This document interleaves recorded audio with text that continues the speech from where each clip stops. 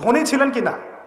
তো নবীর কাছে গিয়ে বলছেন যে আমার ধন সম্পদ খুব বেশি বাড়ছে, ইয়া রাসূলুল্লাহ আপনি সম্পদ একটু কমানোর দোয়া করেন তো আমার জন্য। চিন্তা করা যায় মানুষ এমন দোয়া কেউ করবে এই যুগে? আচ্ছা, নবী সাল্লাল্লাহু আলাইহি ওয়াসাল্লাম বললেন তুমি উটের পিঠে গাধার পিঠে খাওয়া দাওয়া করো, ঠিক আছে, খাওয়া দাওয়া করো। তো তিনি খাওয়া দাওয়া করেন।